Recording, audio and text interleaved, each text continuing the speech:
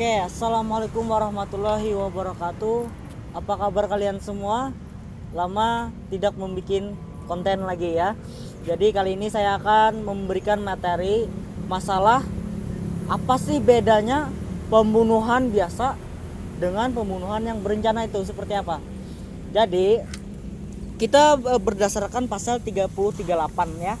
338 yang mana itu mengatur masalah pembunuhan biasa. Nah, jadi pembunuhan biasa itu dalam di sini tercantum adalah barang siapa dengan sengaja ya merampas nyawa orang lain diancam karena pembunuhan dengan pidana penjara paling lama 15 tahun. Jadi maksudnya seperti ini. Jadi ketika orang tersebut melakukan suatu pembunuhan tetapi tidak direncanakan secara spontan misalkan. Ya, secara spontan misalkan nih ada Doni dan Roy. Nah, Doni bergepakan ya kan, bergepakan dan adu mulut dengan Roy. Sehingga Doni tersebut dengan secara spontan dia mengambil pisau dan menusukkannya ke Roy. Nah, maka pembunuhan tersebut itu disebut juga dengan pembunuhan biasa.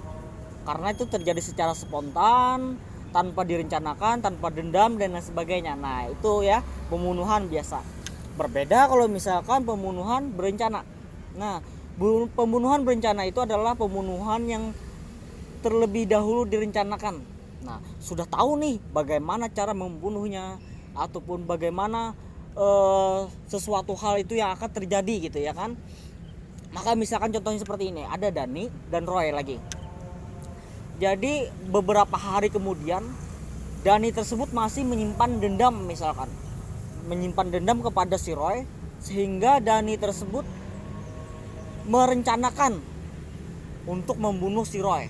Misalkan dengan cara pisau, ya kan? Pakai pisau, terus tempatnya direncanakan dia. Nah, jadi ibaratkan rencana itu matang untuk membunuh si Roy. Jadi pada saat itu ketika saat yang tepat maka terjadilah pembunuhan. Maka di situ disebut juga dengan pembunuhan berencana. Nah, jadi kalau misalkan pembunuhan berencana itu pasalnya adalah termasuk dalam pasal 340 yang mana ancaman hukumannya itu adalah yang pertama itu adalah hukuman mati atau pidana penjara seumur hidup ya. Nah, perlu digarisbawahi kalau misalkan pidana penjara seumur hidup itu adalah sampai dia meninggal dunia ditahan di penjara. Bukan sesuai dengan umurnya. Misalkan umurnya 20 tahun maka dipidana penjara 20 tahun, tidak seperti itu ya. Yang pasti itu adalah sisa umur dia sampai dia meninggal. Atau 20 tahun paling lama. Jadi ada 3 ya. Ada 3 kemungkinan untuk pembunuhan berencana tersebut. Jadi boleh kurang tapi tidak boleh lebih. Jadi mungkin itu saja penjelasan dari saya. Assalamualaikum warahmatullahi wabarakatuh.